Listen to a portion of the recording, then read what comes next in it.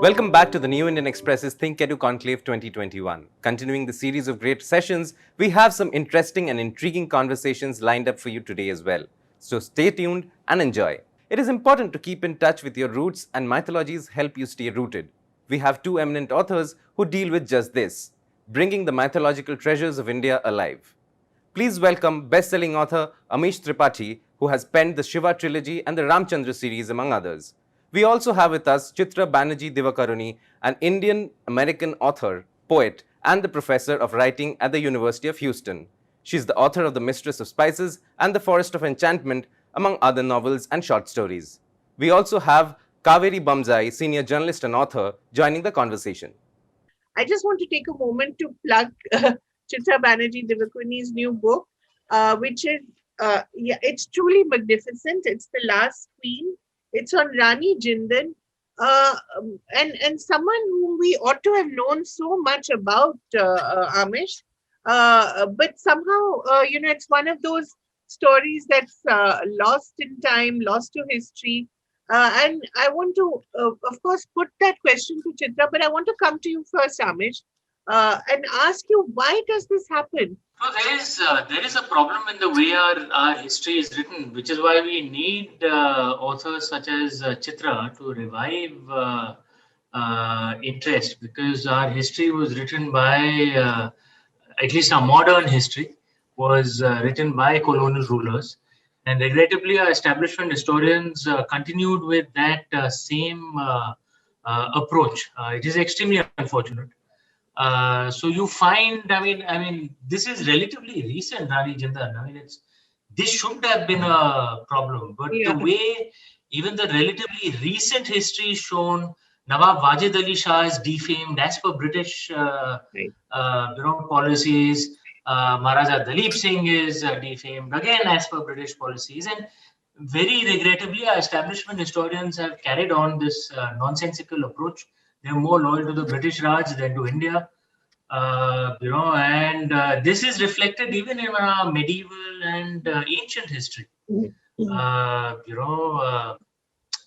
way the Turkic invaders are shown, the way our ancient history is shown, the British Raj nonsense that India was never a nation. We never had a sense of a nation before the British connected us with their railway network, which is utter nonsense. It's not true. The Vishnu Puran has a lovely line describing our concept of our nation. The Vishnu Puran is at least 2,000 years old.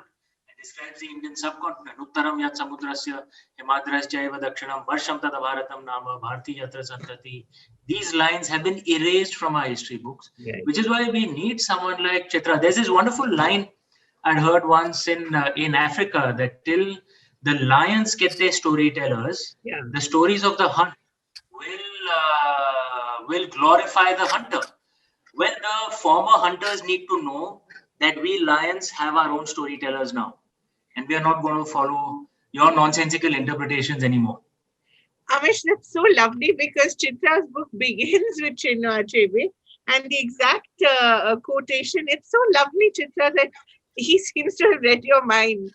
Until the lion. I know, that was a lovely synchronicity. I just want to read that line out, Amish. And Chitra's book begins with it. Until the lions have their own historians, the history of the hunt will always glorify the hunter. So fantastic. So Chitra, talk about what drew you to Rani Jindal, and what has drawn you to Draupadi, what has drawn you to Sita, but what drew you to Rani Jindal specifically, since we're talking about The Last Queen first? So, Amish is so right. I think he and I are really on the same wavelength, as there are so many wonderful, truly inspiring characters in our mythology, in our history. And of course, I'm particularly interested in the women who, even more than the men, have been pushed aside, pushed to the wings. And in the case of a woman like Rani Jindal, defamed by the British, who created this huge smear campaign because they were so afraid of the love that her people had for her. Even after she's imprisoned by them, most unrighteously, they create this huge smear campaign showing, that she was, she was a truly evil woman. She had no values, she had no morals, etc., etc. So I think often there's been either a westernized, a kind of colonial storytelling about our great characters, particularly our great women characters, or there's been a patriarchal kind of refashioning of women like Draupadi and even Sita, refashioned in very different ways to kind of fit the patriarchal model that has come down to us through centuries. So I was, Rani Jinda's story came to me. It was truly like a magical event. I had not heard about her, just like you, although I should have. Yeah. But actually, we hadn't heard about her because there's very, very little, even in the history books written by Indians. There's a lot about her husband, Maharaja Ranjit Singh. There's actually a lot about her son, Maharaja Dalip Singh. But she, who is kind of the glue, who puts all of this together, who brings all of these other characters together, she's kind of was missing. But I was very blessed because when I was in Kolkata some years back for another book, which was coming out in India, to present that book at the Kolkata Literary Meet, I walked into the auditorium a little early ahead of my presentation, and William Dalrymple was presenting his book Kohinoor. And just it so happened that as I walked in, he had projected onto the screen the painting of Maharani Jinda, which became my cover, which I later chose as my cover. It's so beautiful. Yes, and it really shows her character, you know, that stoic look, that indomitable look, even though by this time her son has commissioned this painting and she's older, she's not in good health, but you can feel that strength. And Chitra, I want to put this question to both of you. Yet there are so many interpretations, not just of our, heroes and heroines in history, but also in myth. There's so many things that you have to read. There's so many people that you have to be little constituencies who sort of, might get outraged or might get offended. You have to sort of, there's a little person sitting on your shoulder telling you, should you go there? Should you not go there? Is that something that you are conscious of when you're writing? I'll say my part, but I know Amish has some good things to say about this as well. Every time I sit to research and therefore I'm thinking of writing, you're right. The research is like, I want everything. I want to know every single thing. But when I write, yes, of course, I'm concerned about, especially our mythological stories, stories about, Mother Sita, particularly. I was very concerned. Draupadi also, because generally she has been looked down on. She has been demonized as the woman who started the Mahabharata war because of a personal vendetta, which is not true. When you go back to the original Mahabharata, you see that the story is much more complicated. She did not start the Mahabharata war. There were many causes, most of them male causes. But yes, I'm concerned. But finally, I have to say to myself that if I did the research, I'm not coming at it with any personal agenda. I just want to tell the stories of these wonderful, inspiring women in the hopes that they will inspire us today and that they will teach us something. So that, that's an agenda I'm hoping that all sane-minded people will be for, because it really shows the glory of India. It shows the amazing courage of these women. And it shows how complex they were and what great leadership qualities they had that we can certainly, as women today, we can learn so much from each one of them. Different lessons. Each one is teaching a different lesson. Right. That's true. And we'll come to that thought again, the leadership lessons, I think, from each of these women, especially Rani Jinda. Amish, in your case as well, there's so much research, there's so many different Ramayans, there's so many different Mahabharats. You've written about 3 principal characters, Ram, Sita, Ravan, and your interpretations have also varied from what is the popular norm. So how do you deal with any criticism that comes your way, if it comes your way, that, this is not the Ravan we knew, he's not so accomplished. And there was a recent outcry, in fact, when an actor said that Ravan is not necessarily a villain. And I immediately thought of your book, and I wish that these people had read it and they would understand that he's not. There's so much more to him. So this kind of popular culture approach that we have to some of these people, that he's a hero, he's a villain, these black and white sort of descriptions. How do you deal with that when you actually know so much more? Firstly, my books, I mean, and Goddess Sita, I've shown her as a warrior. Yeah. With Ravan, I've shown him as this thing, and they're not really secrets. The books are, I mean, the Ramchandra series has sold some 2 million copies put together. Yes. Shiva trilogy is at some 3 million.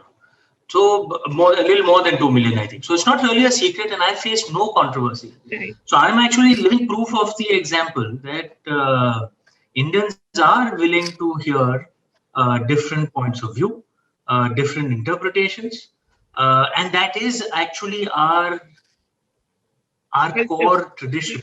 Yeah. A lot of I feel a lot of the opposition at times could be for political reasons, or artists themselves. Let's be honest, artists themselves create controversy because it's easy publicity and you make sales through. Let's be honest, it happens. Right. If you yourself avoid controversy, it doesn't happen. But there is a second reason as well, which I think we should be mindful of. We as a culture have faced not just violent attacks, but even intellectual artistic attacks for over 800, 900 years.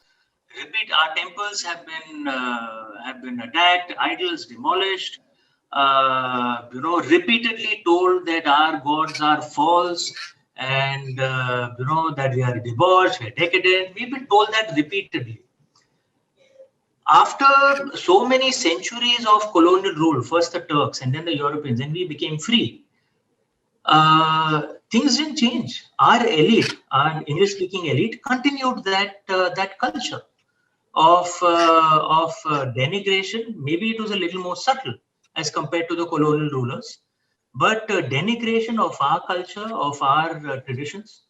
So it would not be surprising for those Indians who are the vast majority of Indians who are not from the Anglicized elite to see the Anglicized elite with an air of suspicion, right? That whatever they do, they're trying to look down upon us, they're trying to denigrate our culture. And perhaps those of us who speak in English should be mindful of it. Now, I know the three of us are lucky that we have roots in the real India, but we've also got English education, so we've kind of got our feet on both boats. So we should be, and much of that non-Anglicized India is what has become much richer and much more powerful over 30 years of economic reforms. What has happened over the last 30 years is massive social change. The Anglicized elite does not control the narrative anymore. Right. Does not control economic levers, or indeed even political or academic levers anymore. We have seen the establishment elite, the establishment historians repeatedly run down our own heroes. Chhatrapati Shivaji, who was, in my mind, perhaps one of the greatest Indians of the last millennium, was called in the history book that I read in my school as a mountain rat. Yeah. And I'm originally from UP, but I'm from Maharashtra. I remember I was offended. What the hell is this? Right? Now, so you can understand that there is a real India which sees anyone who speaks English with an air of suspicion that these guys have some agenda and they actually look down upon us, and they are actually cultural inheritors of the British Raj. So perhaps those who write in English should be mindful of it. And actually, if you speak with humility, with grace, anyway, good manners is a good idea all the time. Right? But if you speak with humility and grace, then you don't trigger those things. What you said of Ravan not being a villain, Ravan being accomplished. I said it in a Hindi lit fest in Lucknow. And I said it. It was covered by the largest, largest Hindi language newspaper. In fact, the largest newspaper in the world. In the world. Right? Yeah, and I got applause for that line. I said it in Hindi. I said Ravan खलनायक नहीं था, रावण में भी कुछ खूबियां थी, और ये प्रभु श्री राम ने भी कहा था, सिर्फ वाल्मीकि रामायण में नहीं, कंबन रामायण में भी, and people actually applauded for that because they understood that. And then I said in Hindi, just because I respect Ravan doesn't mean I don't worship Lord Ram, and Indians understand that. So the point I'm trying to make is perhaps it's not so much what we say, maybe it's the bias of the real Indians, perhaps fairly, against the Anglicized elite, which comes out at times because they assume that boss, ये तो अंग्रेजों की बात बोलेंगे, they will look down upon us. Right. Perhaps we should be mindful of that. Right.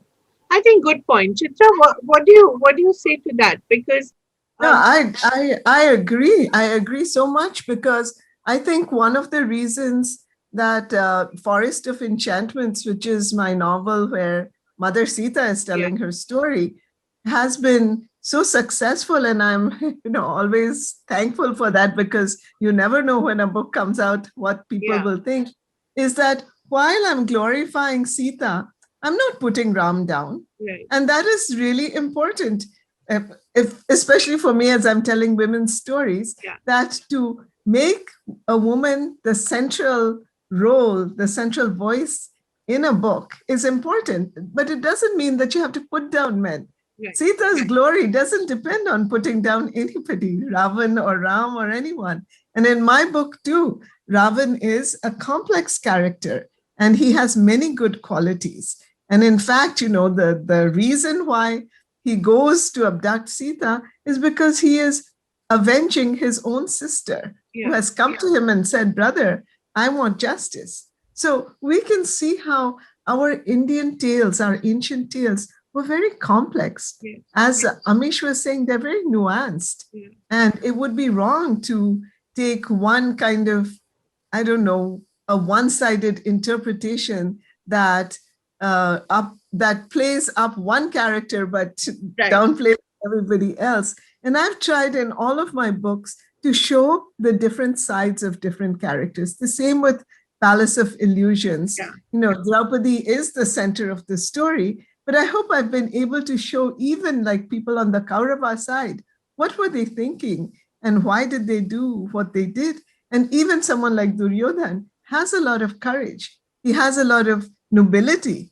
So, that is the greatness of our Indian culture. It's not black and white. It's not heroes and villains. It's like great people and great women, especially, who are involved in this kind of complicated dance of, dance of life, as it were. So I'm certainly, it makes me very happy that so many people in India now who are readers are able to see and appreciate this. And I'm very excited because now a number of my books have been translated into the Indian languages. And that makes me very, very happy because I want these books to reach not just the English speakers, but all readers as far as possible in India, because I think there's something they can all resonate. Right. Amish, I wanted to also... if I can... Yeah, sure. Kaveri, if I can just add one more thing, like Sita, warrior of Mithila, I wrote of her as a warrior. Yeah. You won't believe how many emails and tweets and these things I've got from the Mithila region. Right. Saying that they love it. Yeah, so Indians are willing to listen to a different point of view, but we should speak it with respect. That's all. Right. Amish, the other point that has struck me of late is, when you look at all the modern myths that we see on, on screen, especially from the West, the Marvel Universe or the DC Comics, even the new Godzilla versus King Kong, the Monsterverse. I think the world is ready for our own superheroes now. Why are we not telling these very same stories which you and Chitra have written? Why are we not able to see them on screen the way we see, say a Bahubali? We did do Bahubali.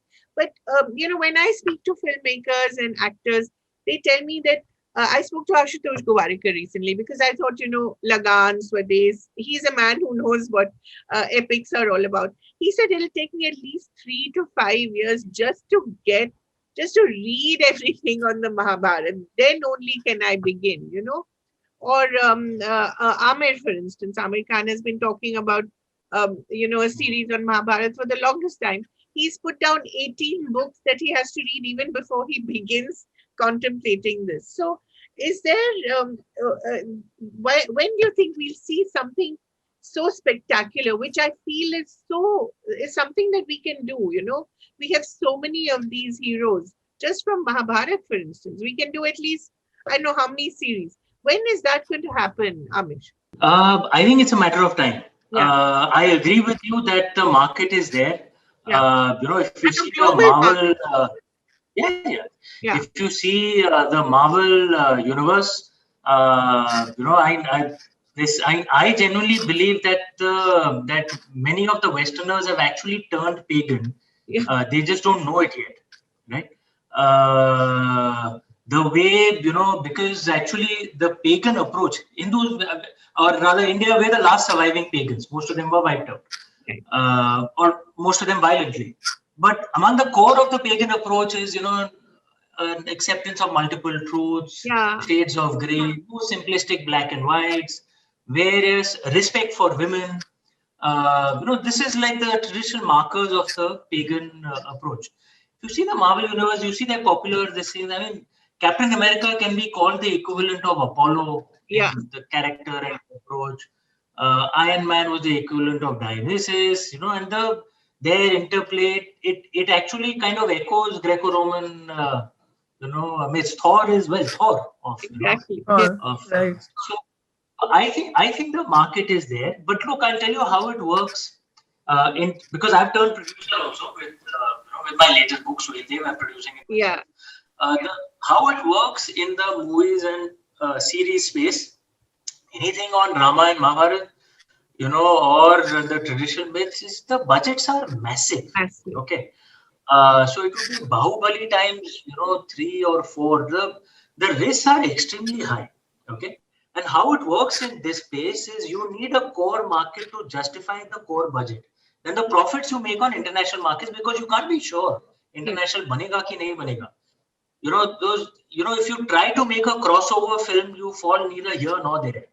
So one of the things is to go with that crouching tiger, hidden dragon approach, which is be true to who you are, service your own market, and if it crosses over, great, right? So the Indian market has to be big enough to justify the budgets of something like this. Any movie like this, you're talking about, maybe perhaps 400 crores per movie, and you will need at least 3 movies or 4 movies.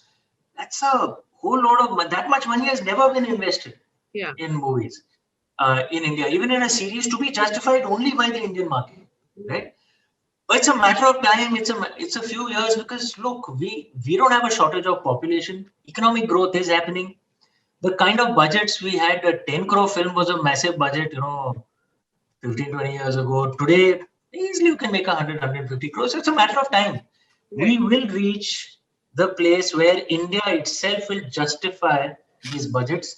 Then these things will get made a lot more. It's a matter of time, few years, maybe 5, 6 years. Right. We already have things like Ashwatthama being made and Hiranyakashipu. Very interesting.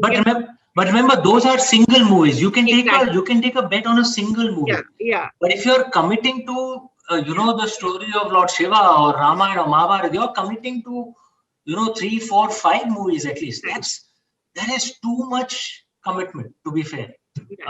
Budgets are just too much. The risk is just too high to be justified only by the Indian market. Right. Chitra, there's been so much talk about the adaptation of Forest of Enchantments and Palace of Illusions. Palace of Illusions more, I think.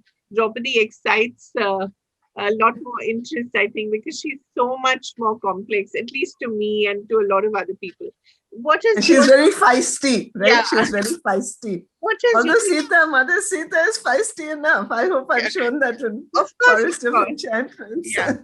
But what has your experience been with the idea of adaptation? Well, Palace of Illusions is now optioned. Right. So, and it was optioned just before COVID hit. So everything was put on the shelf for now. But now, as hopefully we are getting out of the pandemic, I Right. hope that they're going to move forward. They have, I'm not allowed to divulge, but they have got some good, wonderful actors in place, Okay. including someone to play Draupadi. So, Wow. fingers crossed. We will see what happens. The Last Queen has also been optioned, so I'm very excited lovely. about Yeah. that as well. Yeah. Because what I was listening in fascination to Amish because he knows so much. Amish, how do you know all this stuff? But it's great listening to him. Yeah. And because I think he's right. And whenever Amish is saying this, whatever he's saying today, I'm like nodding, I'm agreeing. Yeah. Because I do think that we have the most amazing Absolutely. heroes and heroines. The world literally absolutely needs to know about them. And of course, our own people, I think, will be there's a great love for mythology, which makes me so happy that in India, there is a great love for our own mythology and our history, and our readers show that.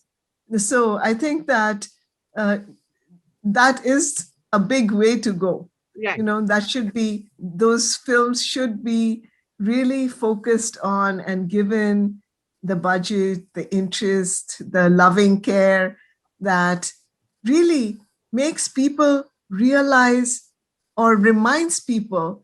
A visual reminder is always powerful. I think book reminders are also very powerful of our great history, our great culture.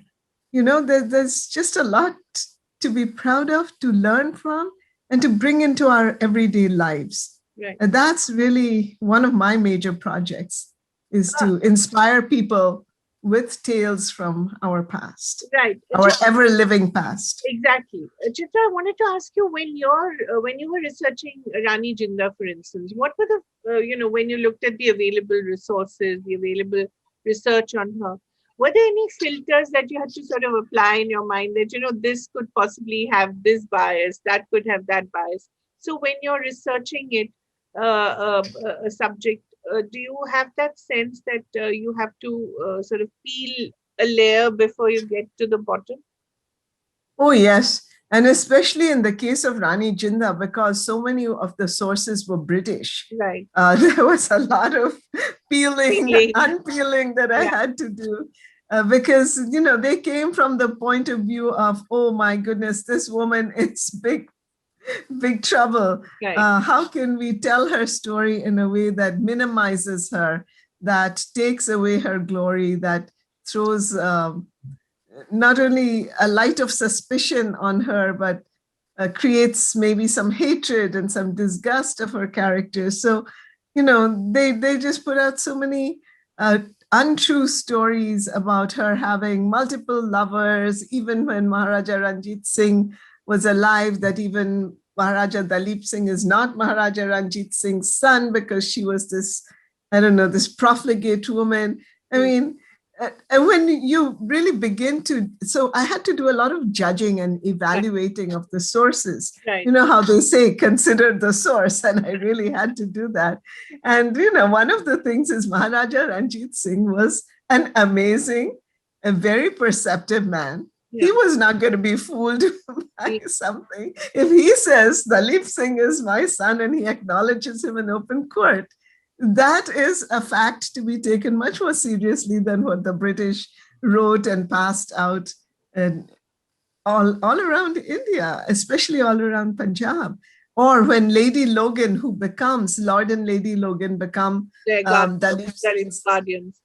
Yes, they become his guardians when he's torn away from his mother. She's put in prison, and then he's given to Lord and Lady Logan. So when she is writing about Maharani Jinda, she already has a lot of biases and perhaps some guilt. And so I had to read through those things to really look at what were the facts of the matter. Right. And there are some scenes that are so moving, Chitra, when, without giving too much away, when, Dilip Singh hands the Kohinoor back to, Queen Victoria. There's some scenes which you recreated, which really, make you feel that you're right there when it's happening. And yet you feel so sad about so much of our history being just so, badly written for us, what do you have to say Yeah. to historians? I mean, what have they been doing all this time? Well, I think Amish put it very well. They were continuing in some kind of strange, I don't know, colonial tradition. And instead of really doing what I was talking about, which is just taking the facts, considering the source, removing the biases, and looking at what actually happened, right? Because in the case of Maharaja Dalip Singh, it is a clear and so heartbreaking example of cultural colonialization, right? Where not only is he deprived of his kingdom illegally, because Punjab is at that time a protectorate. The British should be protecting it, not taking it away from a minor. But having taken his kingdom away from him, having taken the Kohinoor away from him, they create in his mind a sense of inferiority, of not only not having pride in his culture, but actually being ashamed of the Indian part of him, the Punjabi part of him. They make him forget his entire history. He doesn't know anything. He doesn't remember anything about his father and the grandeur of his father's empire, which was his own kingdom also.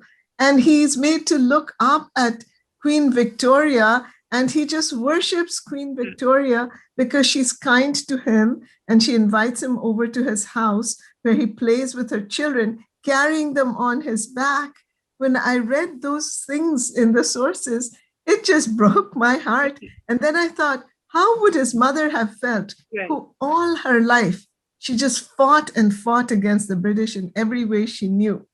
When she comes to England and she sees this attitude in her son, and he's called like Victoria's Black Prince, which is, so, I don't know, so derogatory.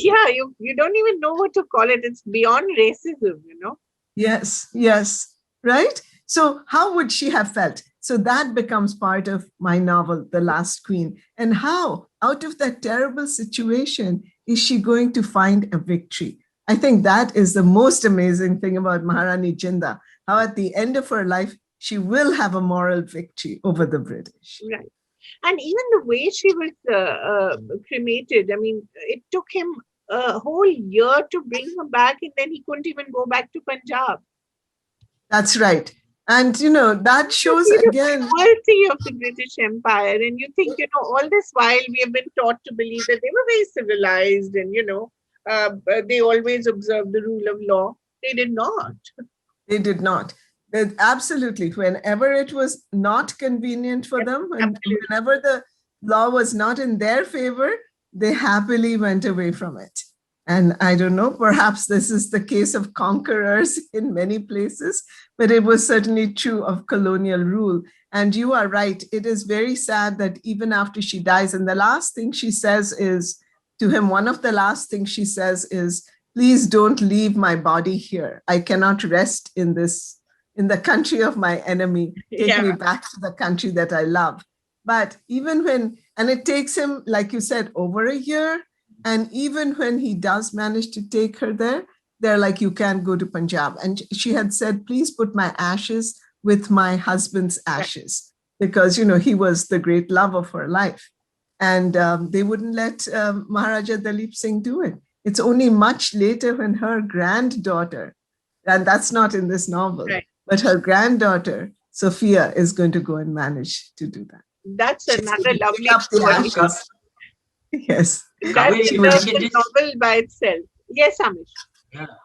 No, if I can just add something in terms of historians to what Chitra said, how our own historians have been, I so agree with her, are mentally colonized, our establishment historians who've written our history for the last 70 years. The way the British Raj has been presented.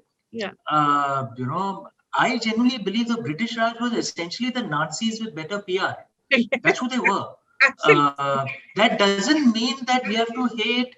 That doesn't mean that we have to hate today's British Right. for what the British Raj did. That's ridiculous. Today's British haven't done anything. We can be allies with them, but we must speak the truth of what the British Raj was. It wasn't this, land of fair play and law. No, the British Raj was built on the biggest drug running racket in the history of humanity. Right. A Bengali author had said very rightly, Queen Victoria was essentially Dawood Ibrahim with better headdress. Okay, that's what the empire was built on, right? They killed, the British Raj killed, estimates vary, but at least between 30 to 60 million Indians in man-made famines that they created. The Economist magazine, the venerable Economist magazine today, you should read there, and they're available online now. Over 100 years ago, when the famine was taking place in the Deccan, the Economist magazine had justified those famines. Said the British Raj cannot be responsible for the indolent Indians, right, who breed too much and deserve to die. The Economist magazine, right? After the 1857 revolt, what is called the Thuggi, suppression, they killed at least between 5 to 10 million Purabiyas essentially, because the rebellion was led by Eastern UPites, Biharis, the core of it. Eastern UPites, Biharis, and Bengalis, the troops, and they massacred millions of them. That's how India was settled, right? Over 10, 15, 20 years. They were Nazis with better PR, right? And we must speak the truth of it. That does not mean that we should hate the British today.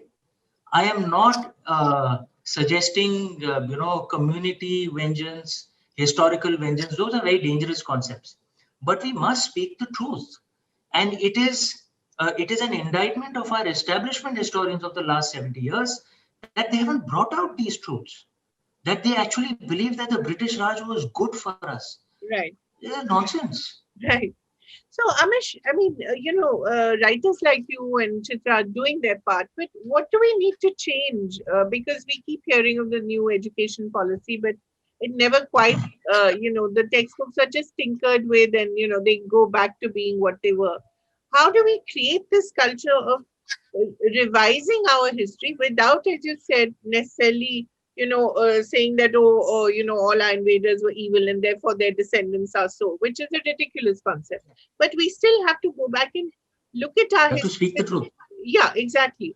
How do we do it must that? Be done that by, culture? it must be done by unbiased scholars who approach it with a sense of calm historical perspective, not seeking to justify it, not seeking to create hatred either. Just speak it for what it is. And yes, the British Raj as a whole was horrible, but every British viceroy, every British ruler out here was a monster like Hitler. No, that's not true. Winston Churchill was monstrous, no doubt. Robert Clive was monstrous, no doubt. But Bentinck wasn't. Yeah. Right? We must speak that. Aurangzeb was monstrous, no doubt, but Akbar wasn't. Akbar was relatively decent. Alauddin Khilji was monstrous. Mahmud Ghazni was monstrous, no doubt. But Razia Sultan wasn't. Right? So we must speak calmly of our history. And I think one of the best things to do would be to simply translate the texts that they themselves wrote. So, and if you want to know Aurangzeb, just translate the Alamgiri. Right? He himself says he's so proud to, massacre so many people, destroy so many temples. I mean, it's his own words, right?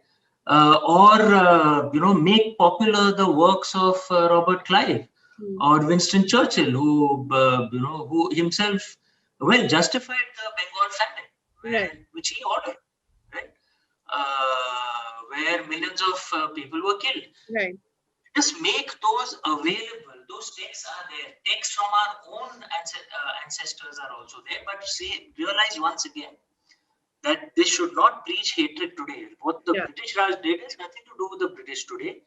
And the Turkic invaders very obviously have nothing to do with Muslims today. Muslims today are Indians. They're not descendants of... The Turks were foreigners. Despite what our Bollywood movies tell us, Akbar did not look like Prithviraj Kapoor, Razia Sultan did not look like Hema Malini, Alauddin Khilji did not look like Ranveer Singh. They were foreigners. To us, they would have looked Chinese. Right. They did not speak Urdu. Urdu is an Indian language. Urdu is our language. They did not speak Urdu. They spoke Turkic or Persian. We wouldn't have understood anything of what they were saying. So we need to just bring out the truth. That is all. Realize that they were foreigners. Many of them were truly monstrous. Some of them were actually decent. And speak the truth of what happened and realize that we are free now. See the past for what it was, see it with truth, and then move on. Let the truth set us free. Right. Absolutely. Chitra, I think Yeah.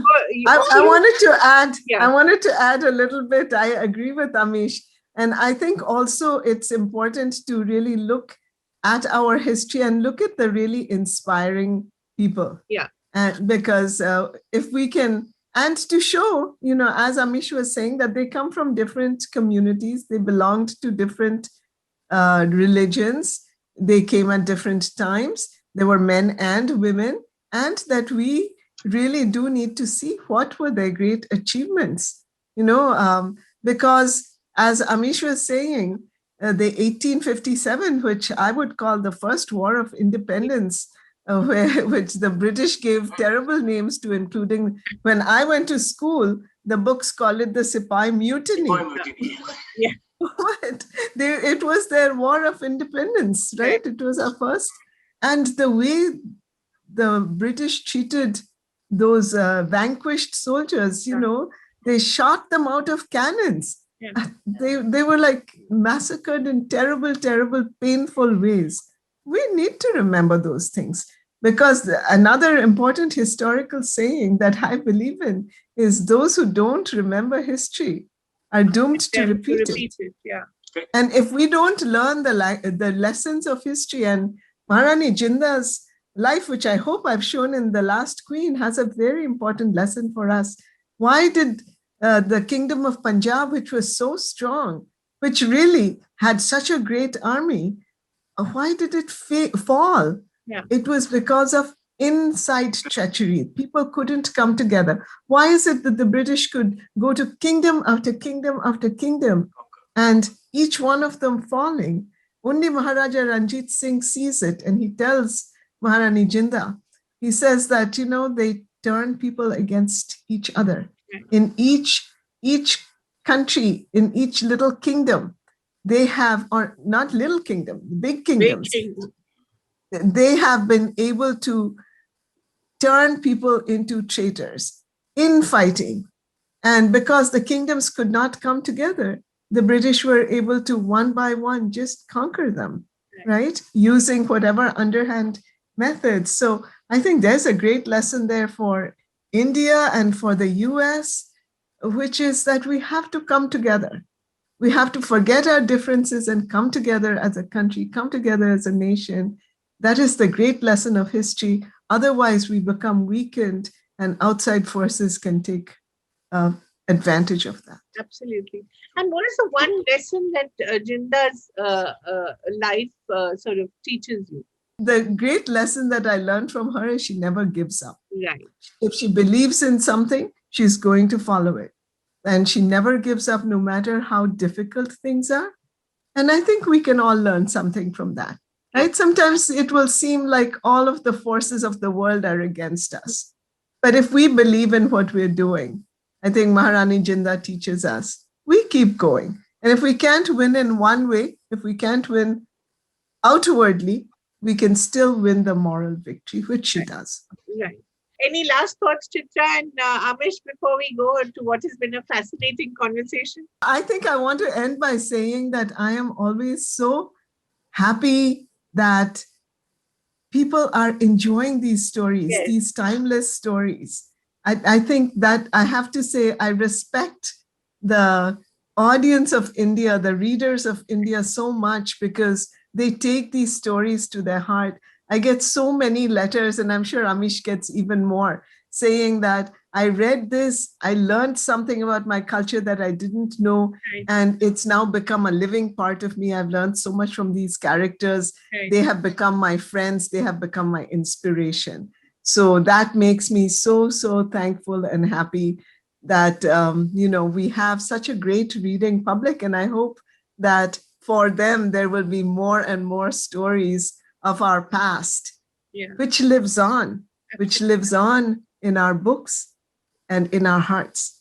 So we've got to make these stories available to people. What are you working on next, Chitra? Well, I'm really on a historical streak. So I'm working on a novel that's based right around independence and partition. And it will be set in Bengal because that's particularly my part of the country. And when Amish was talking about the Bengal famine, it really struck me because I've just finished doing the research on the Bengal famine of like 1942, 43. And it was totally created by the British. So terrible. I was looking at the old photographs and I was literally sitting there crying, thinking, this was done to us by the British. And nobody took them to task over it, right? Nobody said to them, what is this terrible thing you have done?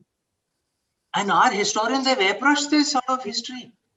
And we are all reasonably well read. First time I discovered of the Bengal famine is when I went to study in Calcutta. I didn't know about it before. Seriously, shame on our historians.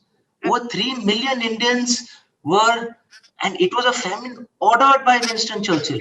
You should read Madhushri Banerjee's book, Chitra, you'll love it. And seriously, what are our historians doing? I mean, what have they been doing rather for the last 70 years? Amish, what are you working on next? Can you talk about it? Yeah, sure. So I'm working on the 4th book of the Ramchandra series. Yeah. That's even when I do the first thing my readers ask me, if I post a tweet that I'm going on holiday, I'm cycling, there'll be someone saying, why are you wasting time? Go finish that book. So that will be out this year. It'll be out by the end of this year. Okay. And there's also a non-fiction book. We released Dharma, which is explaining the core concepts of Dharma. My sister Bhavna Didi and I, we wrote it. So we have a follow-up coming up to that on the beauty of idol worshipping. So that we're also hoping to release this year. Okay, wonderful. Wonderful talking to both of you, and more power to your pen, more power to your storytelling. Thank you so much. Thank you, Kaveri. It was a pleasure to talk to you, and Amish, always great to be on the screen together. Always a pleasure to chat with Chitra, Kaveri, and thank you so much. As always, you hosted it beautifully. Hope you enjoyed that session. If you want to catch the other sessions, you can log on to eventexpress.com, newindianexpress.com, or even edxlive.com. If you are more of a social media person, you can also join the conversation on Facebook, Twitter, and YouTube. Thank you for watching.